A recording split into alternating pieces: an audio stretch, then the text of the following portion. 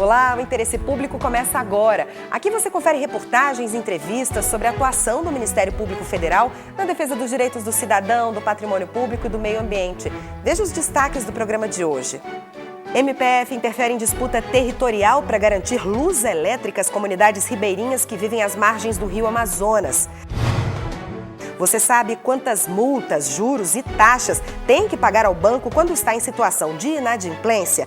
Pois fique atento, porque algumas tarifas são cobradas indevidamente. Em São Paulo, desapropriações para nova linha de metrô, que vai atender a Zona Leste, preocupam moradores vizinhos que estão em áreas ocupadas ilegalmente. E veja também, no Pará, seminário discute formas de combate ao tráfico internacional de pessoas. Na maioria dos casos, mulheres são obrigadas a se prostituir em outros países. Essas e outras notícias você acompanha agora no Interesse Público, um programa do Ministério Público Federal.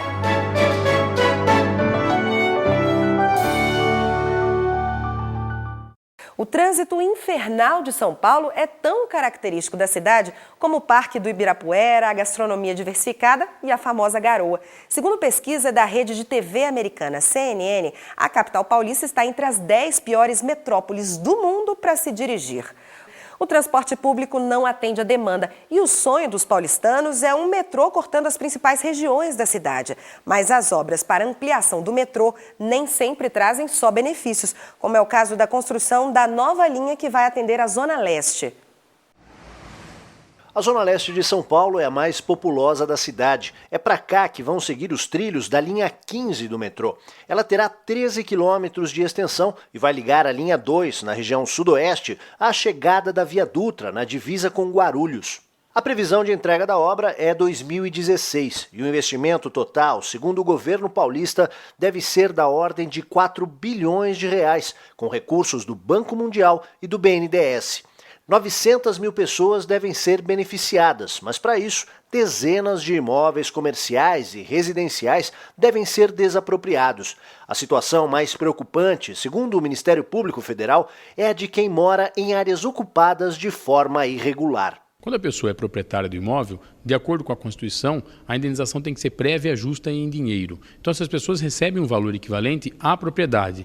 E aí sim, tem condições de, com esse valor, adquirir um outro imóvel. Nas pessoas que têm a posse, mesmo que essa posse já seja mansa e pacífica, a título de garantir um uso capião, ou seja, garantir a propriedade, mas que ainda não foi formalizado, essas pessoas são indenizadas, no caso que aconteceu até agora, parcialmente. Então, por exemplo, numa determinada região, as pessoas foram indenizadas a, no máximo, R$85 mil, de acordo com o tempo que possuíam a posse do imóvel e o número de pessoas. Segundo o procurador, o acordo para o financiamento da obra prevê uma destinação para as famílias. No pacto que foi feito com o Banco Mundial, isso é uma das coisas que mais se destaca, a possibilidade da pessoa manter-se no mesmo local, ou seja, não ter um deslocamento forçado para outra parte da cidade, outra região da cidade. Aqui embaixo do viaduto Domingos Francioli Neto, o antigo general Milton Tavares de Souza, há 40 barracos. Os moradores ficaram muito preocupados ao descobrir que a estação do metrô ficará exatamente nesse lugar. Dona Vera mora aqui há 8 anos e diz que não tem para onde ir.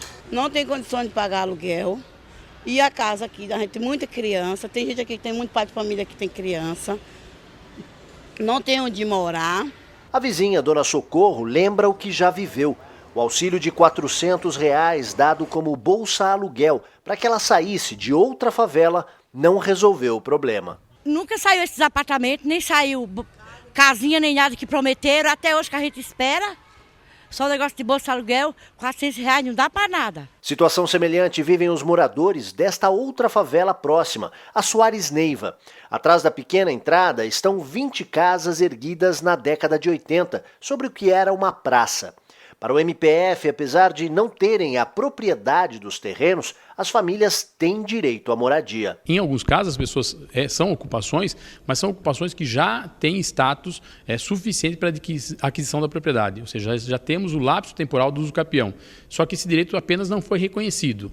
Então, isso me parece que tem que ser respeitado. Apesar da moradia estar entre os direitos fundamentais dos cidadãos, a defesa nos tribunais ainda é novidade. O que nós defendemos é que o metrô ele assumiu o compromisso, não só com o Banco Mundial, mas com o próprio BNDES, de darmos moradia adequada a essas pessoas. Então, a postura do metrô atualmente de indenizar parcialmente essas pessoas, ou mesmo conduzi-las a um convênio junto com o CDHU, não é satisfatório. Ele tem que dar a moradia adequada para que, assim sim, tenhamos a garantido direito à moradia dessas pessoas. O tráfico internacional de pessoas é um crime em constante crescimento no mundo. De acordo com pesquisa do Ministério da Justiça, em conjunto com a ONU, as mulheres brasileiras são as principais vítimas para fins de exploração sexual. Para debater formas de combate ao tráfico internacional de seres humanos, foi promovido um seminário em Belém que reuniu diversos setores da sociedade. Oferta de emprego e melhores condições de vida em outro país. Confiando nesses argumentos que muitos caem nas armadilhas de uma máfia, a do tráfico internacional de pessoas. A promessa aqui foi que eu ia ganhar bem, que eu ia conseguir comprar minha casa logo, se eu juntasse dinheiro. E quando eu cheguei lá, me deparei com outra realidade, né? A realidade é que prenderam logo meus documentos e me falaram que eu ia trabalhar no restaurante. Eu não sabia o que eu ia fazer, né? Para mim, eu ia trabalhar no restaurante. Quando eu cheguei lá, era totalmente diferente, era no clube. E eu fui obrigada a me prostituir. O Brasil é um dos 5 países com maior incidência de tráfico de pessoas no mundo. Segundo o Ministério Público Federal, de janeiro de 2005 a julho de 2012, foram abertos no Brasil pelo menos 1.112 processos judiciais por tráfico internacional de pessoas. No Pará, atualmente, há 39 casos em andamento, sob responsabilidade do Ministério Público e da Polícia Federal. A maioria das vítimas é de mulheres que são obrigadas a se prostituir em outros países. Aqui em Belém, elas são levadas não só pelo aeroporto, como pelos diversos portos clandestinos da cidade.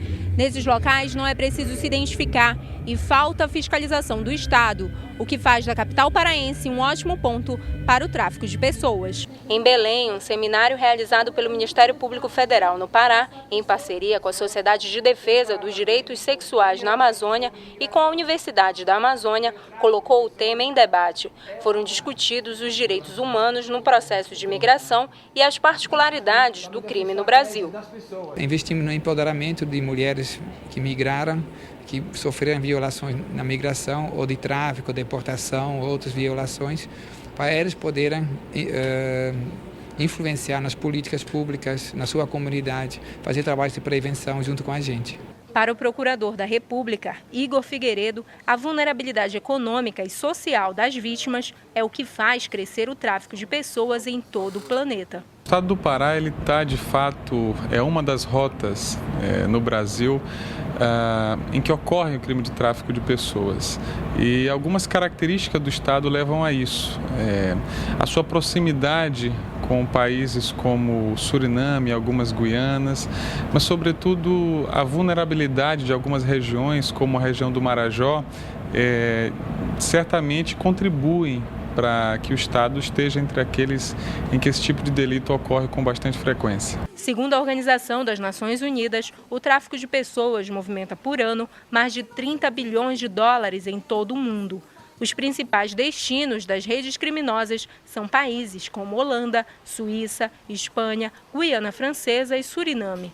Além da exploração sexual, outras finalidades do tráfico de pessoas são o trabalho escravo e o comércio ilegal de órgãos para transplante.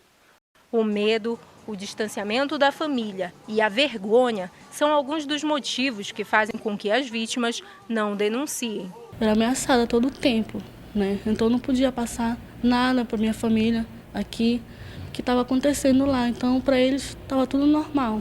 O trabalho de investigação, de repressão a esse crime depende muito de uma atividade de inteligência bem feita, porque o tráfico de pessoas é um crime que ocorre de maneira clandestina, não ocorre às claras.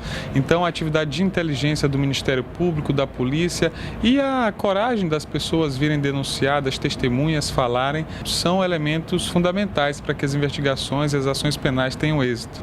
No próximo bloco, o MPF interfere em disputa territorial para garantir luz elétrica às comunidades ribeirinhas que vivem às margens do rio Amazonas. Daqui a pouco.